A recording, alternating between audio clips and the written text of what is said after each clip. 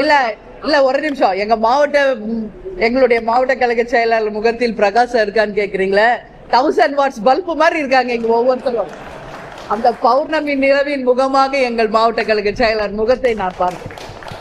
அதனால நீங்க நினைக்கிற மாதிரி இந்த கட்சியை ஏதாவது உடைச்சிடலாமா, ஏதாவது பண்ணலாமான்னா அதுக்கு தேமுதிகவில் இடம் இல்லை என்பதை எங்கள் மாவட்ட கழக செயலாளர்களை நிரூபிப்பாங்க. எப்படி கேப்டனை தவறானவரா குடிக்கிறாரு, அடிக்கிறாரு, கோவப்படுறாரு எல்லாம் அப்படின்னு சொல்லி அவரை அசிங்கப்படுத்தி கேவலப்படுத்தி எப்படி அதை நெகட்டிவா மக்கள் கிட்ட கொண்டு போனாங்களோ அது போல இன்னைக்கு என் மீதும் எங்க தலைமையின் மீதும் கழகத்தின் மீதும் குற்றம் சொல்லணும்னா 2 தான் சொல்ல முடியும். ஒண்ணு பேரம் இல்ல பேட்டி. இதை தவிர வேற என்ன சொல்ல முடியும்?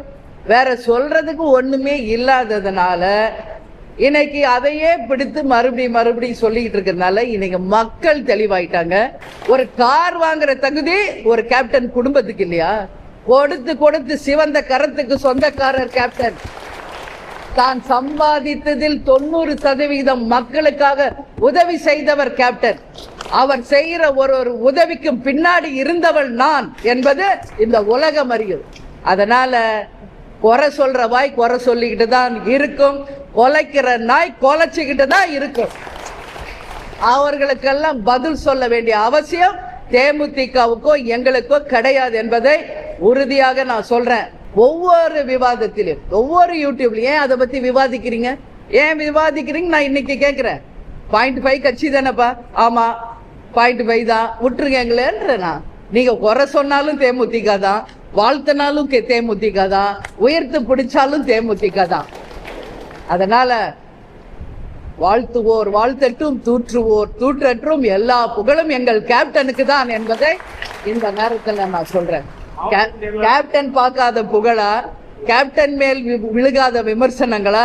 இனிமேல நாங்க எங்க கட்சி புதுசா இனிமேல நாங்க பார்க்க வேண்டியது எதுவுமே இல்லை.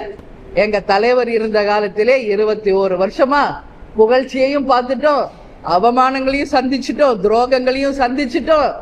எல்லாத்தையும் கடந்து வந்தவர்கள் தான் தேமுதிக. அதனால இது போன்ற உண்மைக்கு புறம்பான செய்திகளை நிச்சயமாக நாங்கள் எங்கள் கருத்தில் கொள்ள மாட்டோம். அதனால் குறைப்பவர்கள் குறைக்கட்டும், அதை பற்றி குறை சொல்பவர்கள் சொல்லட்டும். அதற்கு எங்களுடைய விமர்சனம். குறைக்கிறவங்க குறைச்சிக்கிட்டு தான் இருப்பாங்க, நாய் மாதிரி. சொல்றவங்க சொல்லிட்டு தான் இருப்பாங்க. அதை பத்தி எனக்கு கருத்து கிடையாது.